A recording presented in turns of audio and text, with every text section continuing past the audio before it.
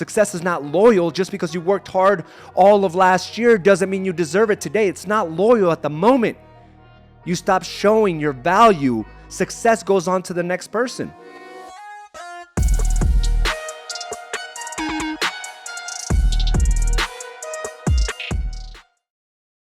Welcome to another episode of Mindset Mastery. I am your host, Araujo, and I want to thank you for being here with me today. I'm excited about today's topic because it was a thought that kept on reoccurring in my mind, right? As I have an opportunity to reflect on just my journey over the last 7-8 years and how I've paid particular attention of actually documenting it. And that's something I'm going to encourage you to do, because I think sometimes we take for granted what we have at the current moment. We take for granted the people, the work, the environments we're in. We just don't see it because it's the norm, right? Until, time goes by and then we kind of remember what happened, but don't really have it documented to really, put it in perspective of what really is occurring. And some of the things that I do to make sure that I can capture who I am today in its essence, right, is to do a lot of video. I also do a lot of voice memos. I try to journal as much as possible because I want to be able to look back 20 years from now and be able to get into my own head of what was going on at this moment. And I want to be able, not only that, but to also be able to provide that to my daughters, of who I was as a 40-year-old man, as a 35-year-old man, right? As a now 42-year-old man. I want her to be able to see that, of where I was at mentally, physically, emotionally. And I would give anything in the world to be able to see that from my parents, from my dad. Like, what were you doing at my age, Dad? Like, how did your voice sound? How were your ambitions? What were you going after? Mom, I would love to see where your mind was at, about your businesses and the ambition you had, and what would make you feel depressed, and why were you down for so long? I would love to be able just to be there so I could sympathize and empathize and maybe capture some moments that would have saved me my own sorrows, right? And my own issues and my own problems. But because we don't document those things, it's hard for the next generation to learn. And, I was reading this quote off the 12-week target book off of week 10. It says, failing to rise has unintended consequences that can shape generations. And, I'm a firm believer that we should never just simply pass the baton, right, to the next generation. I think that they should be much further ahead, that they shouldn't wait for us to essentially, pass on our just what we've been through. It's one of those things where it's constantly just providing them the guidance and the wisdom so that they're miles ahead by the time they get to where we're at, right, to our age, that they're able to see what works and what doesn't. And, the reason I brought this up is because, I think we should all appreciate the journeys that we've taken, and that we shouldn't necessarily base success on just one thing, about the money you make or the marriage or maybe how fit you are, but it should be on all things. And I think that we're more willing to give praise to others versus ourselves. And this is a moment where we have to reflect and see our own journey, but we also have to understand how success works, right? And one of the things that I want you to consider is that, you may be thinking that your success doesn't look like much, but when you start thinking about the realities of success, of where we all began, no one starts at the same starting line. No one. There's some of us that had to dig ourselves out of a dark and gloomy hole, right, of what generations before us put us in. We had to break generational dysfunctions. We had to overcome these environmental pressures. We had to, even mentally, we had to break these impenetrable, right? Got tongue-tied there. Impenetrable, like stories and ceilings. These are things that we have to constantly just be mindful of, that no one started the same starting line. So that doesn't mean that we shouldn't regard our success as something great. And one of the things is that we have to look at this, that this is your story is the greatest story ever told. And that you're only in the middle of it. And that if you start looking at everything that you overcame, like what is the definition of success? And I would say that it's every one of our own stories. But I love being able to look at social media. I love to be able to see, the documentation that I've done over the last 7-8 years. And I put more focus on the last 7-8 years is because that's when I became very aware of my own behaviors, and I understood the importance of being able to document these things for me to now go back and remember and compare to who I am today. I wrote this thing a while back, this thought, and I said, when I compare myself to who I was, it always fuels my ambition.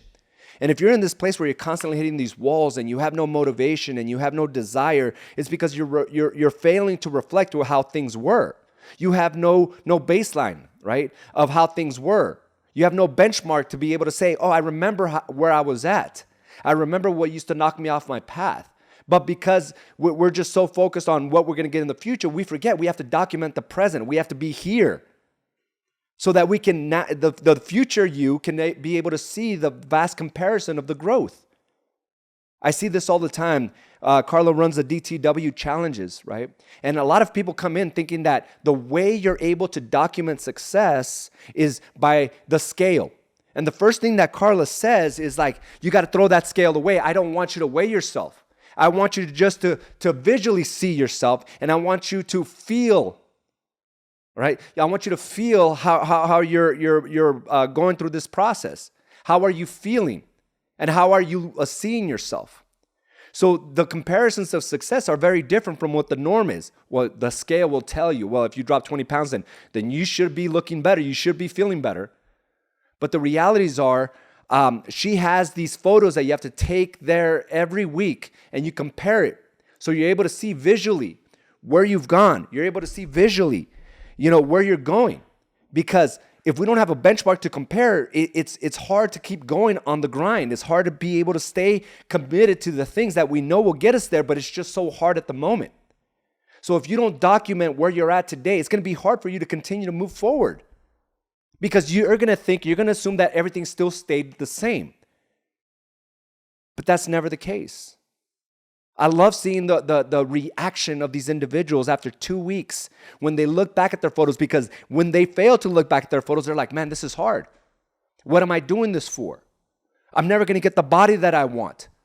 They look at the mirror and they still see the same insecurities. They still see the same path. They still see themselves in the same place when they've done a lot of work throughout the last 2 weeks, throughout the last 60 days, throughout the last 90 days. But when they look back to that picture they first took, they're like, wow, that now fuels their ambition. But we got to understand that, success just doesn't leave clues.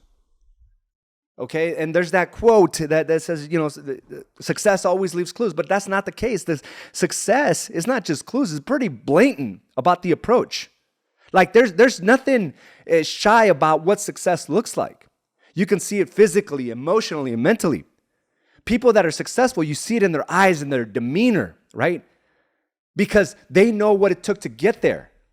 It just didn't appear one day and all of a sudden that we all are able to just see the success. You can see someone who's worked really, really hard for it. It's in their character.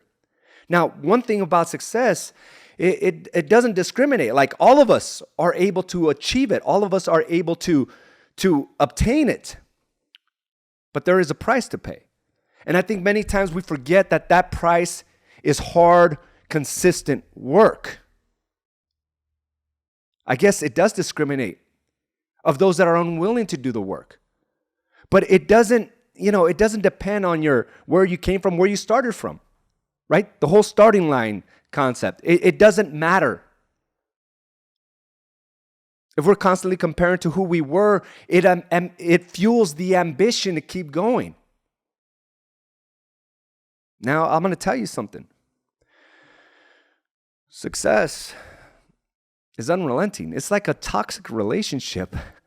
That's the way I like to look at it, right? It's always wanting more. Like it's never satisfied. You're never going to be satisfied. And success is always threatening to go somewhere else. It's like this, it really is this toxic relationship telling you, kind of whispering in your ear, you're never going to be good enough. It's always going to be this hard. We got to understand that this is just part of the journey. That although it is not loyal, Success is not loyal. Just because you worked hard all of last year doesn't mean you deserve it today. It's not loyal at the moment. You stop showing your value. Success goes on to the next person. It's a lot of pressure. And it doesn't care about your excuses. It doesn't care about how you're feeling. But this toxic relationship, we need it. Because what we don't realize is that success is poking at us and reminding us that you got more within you. And sometimes it feels like it's beating us down, debilitating us, like we're never going to get there. And we got to remind ourselves that it's not meant to baby us. If we want it, we're going to get beat up and bruised. Beat up, battered, and bruised, right? And not everyone is willing to go through that journey, through that path, because it is a narrow path. It is pressure-filled. And again, it's like always trying to satisfy something that's never going to be satisfied. It's like that toxic relationship. It toys with you. Here, you want it? Here you go. Here's the success. Oh, you're too slow. I'm going to go ahead and give it to this other guy, more deserving, we assume. But success always gives you these lessons, right? It gives you these lessons that if you interpret it correctly, it not only is very giving, right? It surpasses a lot of what we thought was possible. But at the same time, it's very unforgiving. When we allow our emotions to take over our actions, it will snub you. It will laugh at you. But secretly, it wants you to rise.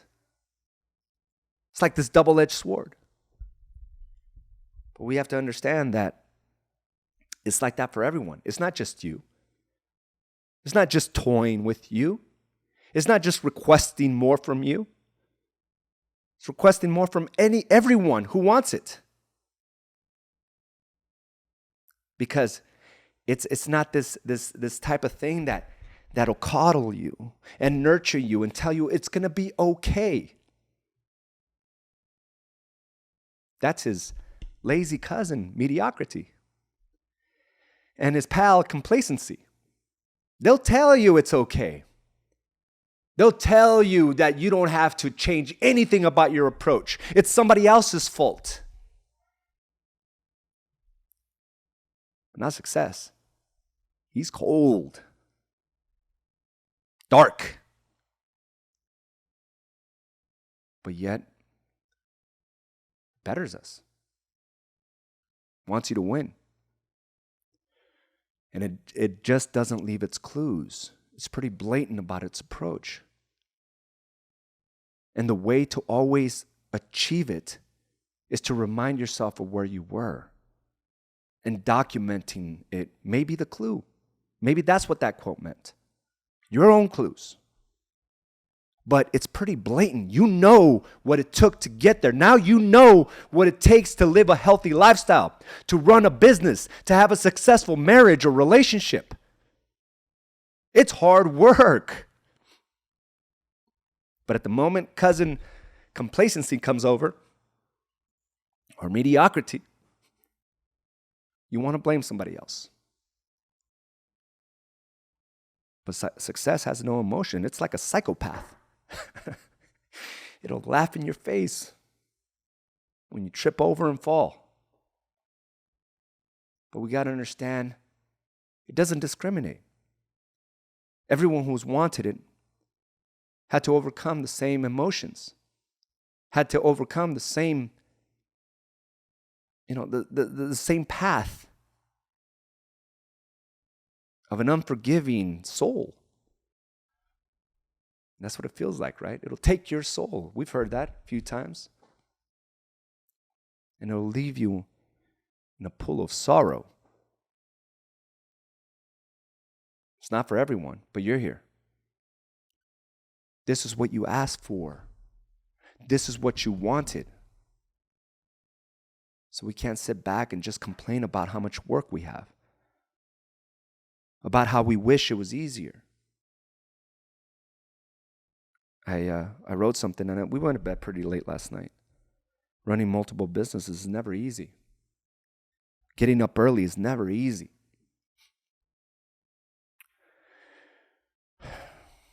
Carla and I wrote this, and I want to go ahead and read it to you. And it says, Carla and I looked at each other and realized it was going to be another late night.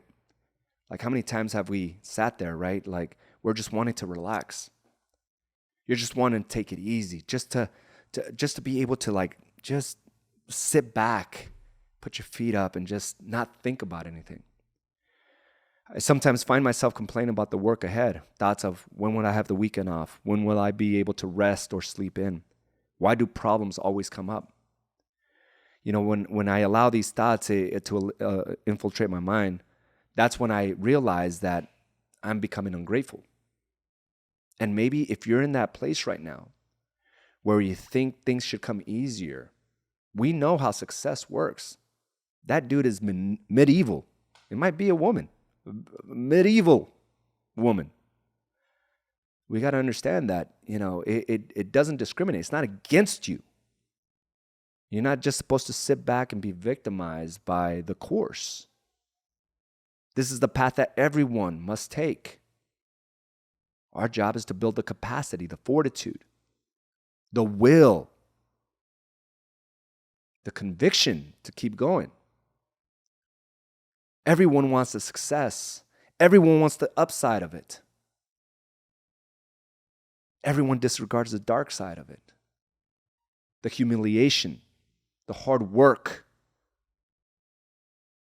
the long hours,